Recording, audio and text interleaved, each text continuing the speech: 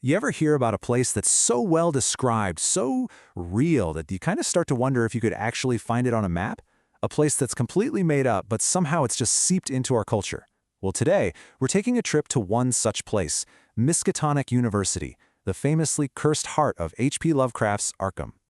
So yeah, that's not exactly your typical college brochure, is it? It's really more of a warning. It's basically telling you that a degree from Miskatonic comes with a little something extra, a one-way ticket to a whole new reality, one you'll probably wish you'd never found. But, okay, before we get to all the forbidden knowledge and, the cosmic horror, let's look at how Miskatonic presents itself to the world. Because on the surface, this place looks like a totally respectable, even elite university. And that's what's so brilliant about it, how normal it all seems. A sound mind through teaching. I mean, that's a pretty noble goal, right? It just screams safety, tradition, academic excellence. It's exactly the kind of thing you'd expect to see carved in stone at a university that's been around for ages. And you know what? In its own world, that reputation is absolutely rock solid. We're not talking about some small-time college here. Miskatonic is seen as being on the same level as, say, Harvard or Brown. It's a top-tier choice for the old money families of New England. The perfect place to send your kids to become leaders, thinkers, and, well, maybe the last surviving witnesses to some unspeakable horror. All right, so let's peel back that first layer, shall we? Because the moment you step past those perfectly manicured lawns and old stone buildings, you realize that campus life at Miskatonic is, well, it's anything but ordinary. That whole respectable image, it's paper thin. Yeah, forget the chess club or the a cappella group. At Miskatonic, you might end up joining something like the Knife and Veil, which is basically a club for occultists. Or maybe the Enigma Society, a bunch of students who are obsessed with solving all the weird mysteries on campus. See, social life here isn't about making connections for a future job, it's about trying to survive a maze of secrets. And the faculty? They aren't your typical tweed-wearing academics. These guys are basically survivors of horror stories. I mean, take Professor William Dyer in the geology department. He led this absolutely disastrous expedition to Antarctica and, well, he came back a completely different person because of what he found out there. The point is, your professors have already stared into the abyss. They're the ones teaching the class. And this is where you really get a sense of the unique risks of a Miskatonic education. A field trip here isn't some fun little weekend getaway. No, it's a high-stakes gamble with both your life and your sanity. The university is constantly funding these expeditions to the craziest, most remote parts of the globe, and let's just say the survival rate is not great. So all of this, the weird clubs, the haunted faculty, the deadly field trips, it all leads back to one central place. Look, every university is proud of its library, right? But Miskatonic's library is different. It's famous not just for the books it holds, but for what those books can do to a person's mind. This library is the true dark heart of the entire university.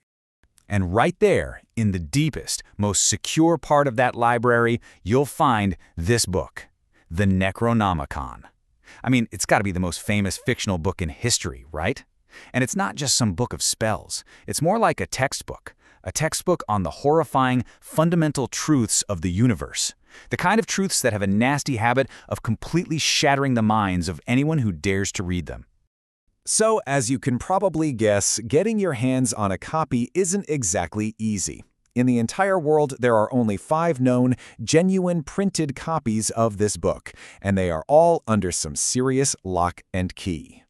Now, think about the company it keeps. You've got some of the most famous real-world institutions on the entire planet. And then bam, right there on the list with them is Miskatonic. Just that one fact tells you everything you need to know, doesn't it? The university's real job isn't just teaching. It's guarding knowledge that humanity was probably better off not knowing. So you have to ask yourself, who on earth could dream up a place this detailed, this compelling, and this, frankly, terrifying? Well, it turns out the creator was maybe just as strange as his creation. Let's talk about the man himself, Howard Phillips Lovecraft. I mean, Lovecraft was a character, to say the least. He was a man totally out of sync with his own time. He hated daylight, so he worked at night. He couldn't stand jazz music. Apparently, a huge part of his diet was just ice cream, and he talked and wrote like he was an 18th century English gentleman, just this eccentric recluse, channeling all his fears and strange ideas into building this incredible universe of cosmic dread. And this, I think, is the real key to understanding Miskatonic. See, Lovecraft himself never actually got to go to university because of his poor health. So what did he do? He invented his own perfect university. Miskatonic is this amazing blend of his deepest desires, that real thirst for knowledge, for the life of the mind, and his absolute greatest fear. The fear that if you look for the truth hard enough, you might actually find it. But of course, the story doesn't just end with Lovecraft. In all the years since he passed away, this strange little university he created has basically crawled right off the page and has found its way into almost every corner of pop culture. Yep, that's right. Every single time you hear about Batman locking up a supervillain in Arkham Asylum, that name is a direct shout-out to Lovecraft's haunted town. And it's everywhere. In board games, video games, movies, TV shows, the name Arkham and its university has become the go-to shorthand for that whole vibe of gothic horror and madness. And I think that's why it's had such staying power. Miskatonic isn't just some location in a story, it's a whole world that people genuinely love to play around in. Fans don't just read about it, they imagine what it would be like to actually go there, inventing these hilariously perfect majors for themselves. It really invites you in and asks you to become part of the whole mystery. And that influence is it's massive. It's a huge deal in the world of horror gaming. It pops up all the time in movies and TV. It's a constant source of inspiration for writers, and there are just countless fan projects dedicated to it. You know, for a university that doesn't even exist, it's built a more impressive legacy than a lot of real ones. Lovecraft famously wrote that we all live on this placid island of ignorance in the midst of black seas of infinity. His advice was basically, don't go for a swim. But just by learning about a place like Miskatonic, you've already kind of stepped off the shore, haven't you? It's a place built entirely on the idea that there are some doors that should stay locked forever.